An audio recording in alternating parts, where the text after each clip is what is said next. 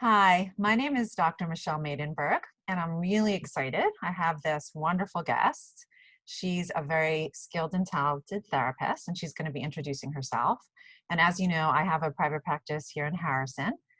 And without further ado, Justin, I'm so excited that you're here. Thank you. Thank you so much for having me. I'm looking forward to this Absolutely. conversation. Absolutely. So I'm going to start out, if you could introduce yourself, of course. And Sure. then, the purpose of this really is to be helpful to the public. Right. And, maybe if you could talk about or identify some, specific things that obviously have been challenging during this Yep. trying time. Yep. And, some tips maybe that you could give to us that could be helpful for people that maybe you've used with your clients or even personally that you've used. Definitely. So, hi everyone. I'm Justine Carino. I have a private practice in White Plains and I work mostly with teens, young adults, college age students, and premarital couples.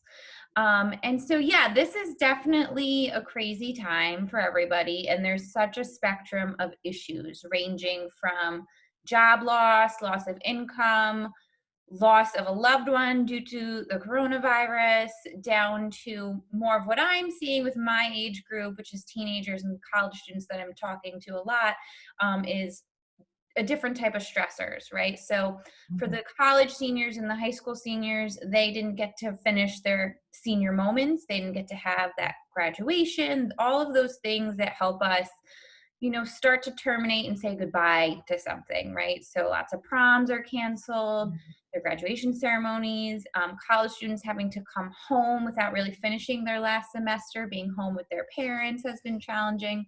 So I'm going to focus a little bit more on that age group. Like I said, there's such a range of anxiety for everyone.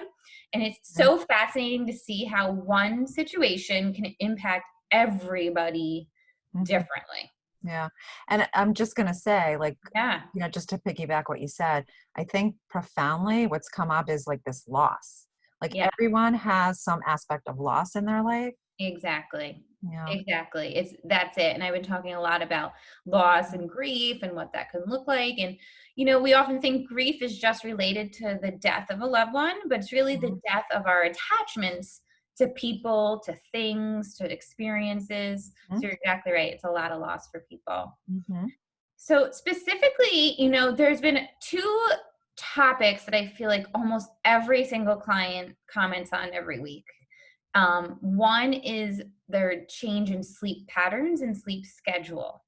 And it's funny, like in the beginning, that wasn't the conversation, but weeks into this now, almost everyone's talking about how their sleep is so off, right? Mhm.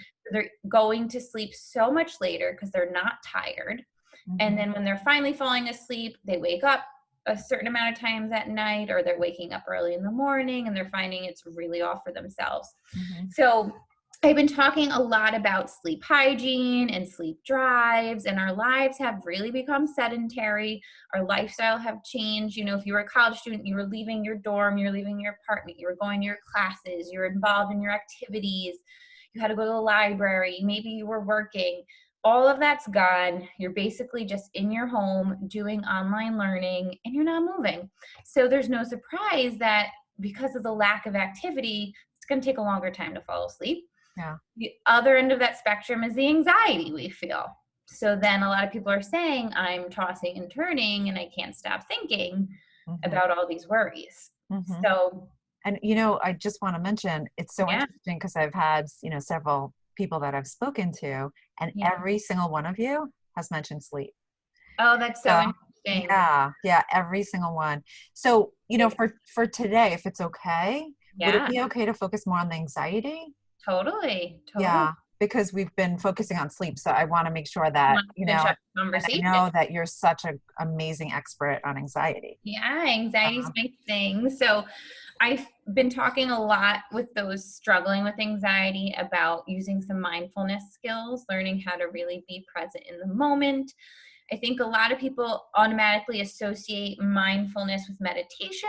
And I try to say meditation is a way to practice mindfulness. mhm, There's so many other ways to really practice bringing our thoughts right into the moment because when we're anxious, we're worried about something that hasn't happened yet. Mhm. We're projecting ourselves into the future. A lot of people are saying, like, what's going to happen with my summer job, my summer internship? Am I going to college in the fall? Am I doing this, that, and the other in the fall? So it's a lot of this anxiety about something that hasn't happened yet. So I always say, let's redirect to the moment and focus on what we can control right now and what we can't control. And a lot of what we can control is the way we're thinking. And sometimes we get caught in these thought loops, these rumination Mhm. spirals. And before you know it, the worst case scenario is looming and dooming at night when all our stimulation's gone, we're in the dark trying to go to sleep. Mhm.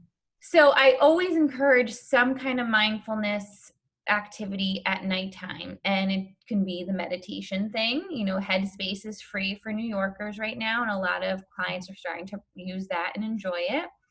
I encourage mindful coloring. There's coloring books I'm sure a lot of people have heard about. You can order on Amazon, and I say, sit out of your bed. Don't bring your anxiety into your bed.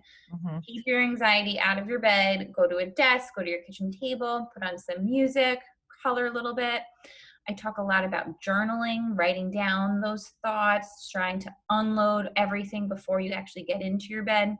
Just a And quick question, because yeah. I find often that clients will say, if I write it down, then it's going to cause me to think about it more, or it's Mm, going to intensify the feelings. yeah. Do you get that as well? I hear that a lot, and I often try to unpack, well, is that real or imagined? Like, have you done that before? Like, have you actually written it out and felt worse? Or are you imagining that'll be worse? So let's try it and see, right? See what it feels like to write everything out. And I would say 90% of the time people come back and say, oh, I started writing, I couldn't stop, and I actually felt a lot better and I slept better that night. Mhm. So Mhm. sometimes it's that worry of like, if I talk about it or if I say it out loud, it'll make things worse for me. Mhm. But it actually was the And opposite. that comes up with parents too. Don't you find that where Yeah. parents will say, "I don't wanna mention that to my child," or "I don't wanna bring that up because then I'm gonna talk things into their minds," right? Right. And it's Yeah. such a myth too. Like things need to be talked about. And that's, Process. yeah. And anxiety is all about avoidance. Like they're best friends. If we're anxious about something, we try our best to avoid it because we think that's the solution and that actually grows the anxiety. So we Mm. have to kind of face it head on, you Mhm. know? Mhm. Um, I've also noticed and have heard from a lot of people that they're staying to go back to sleep briefly because it overlaps Ah. with anxiety. They're staying up later to get alone time Mm. because and everyone in the house is asleep. They're getting that in alone time that they're craving because they've been in the house with four or five other people. Mm. They don't have it. So that's like a sacred time for them. So during that's anxiety management, I would say to get your alone time and to find it where you can. And that's okay for some people if they have to do it at 11, 12 p.m. when everyone's asleep. You have an hour or so to yourself. You can make up for it the next day. You know what I Mhm. mean? So That's a really good point. That's a really good yeah, point. it's Mhm. interesting that someone described that. And I was like, that really makes a lot of sense to me. Yeah. For sure, for sure. Another thing that I feel like, and tell me if a lot of your interviewees have talked about this. No, this is actually so helpful. I love Okay, your good. tips. Yeah, they're great.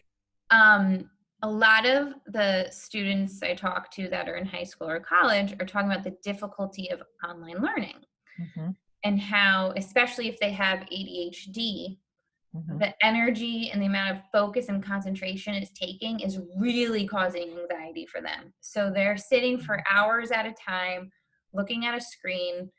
They feel as though the workload has doubled Mhm. for some reason. So they're in classes and they're doing more work than they thought they would be if school was in session.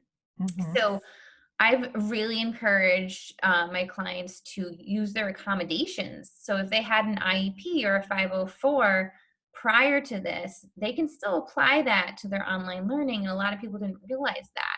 So Mhm. they've been reaching out themselves and saying, like, can I still get extended time on my assignments? Is there someone that I can check in with to help me manage my assignments? And that I think has been really helpful because I think we kind of forgot about that.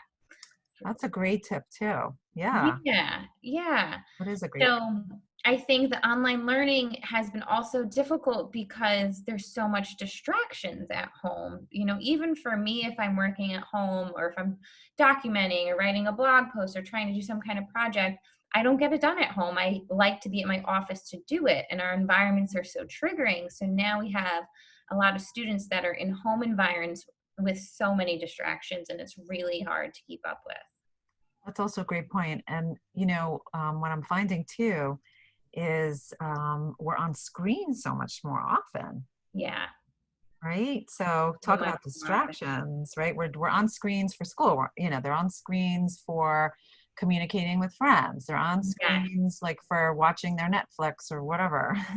All the It's like time. endless. Yeah. Yeah, and those are such distractions too. So even when you Mhm. like go to do your work online on your computer, then another notification pops up, and then you go Yep. to this website. Same kind of battles as if school is in session, but now we're online so much more, and it could be really draining and really exhausting for people. And not having the accountability of a teacher looking over your shoulder. Exactly. Exactly. So that's a big stressor, I feel like, for the age group that I work with. And I think parents, on the other hand, are having trouble managing that as well because the age I see, they should be independently learning at that point, right? But there are the parents who have younger elementary school kids Mm-hmm. who they obviously have to try and support with their online learning, and then they have their own stuff to do if they're working from home, Mm-hmm. So which balancing it all, right? balancing it all, it's been really difficult for Mhm. people, it sounds like. So thank you so much. Those tips were so helpful. And I Oh, have to say, it's amazing how like creative, like they're very, very creative, thank and sometimes you. it takes like ingenuity, just like really thinking it through. Yeah, definitely. And I feel like people find out what works specifically from them. For them, they Mhm. can get different ideas, they try them out, and they are usually, I think someone knows what will work for them, what doesn't, as long as they're willing to try something new. Mm-hmm. So thank you so much. I really appreciate you Thank being here, you and you've for having me. you offered us so much, like a plethora of knowledge. So I'm sure Awesome. it's going to be helpful for everybody. Thank you.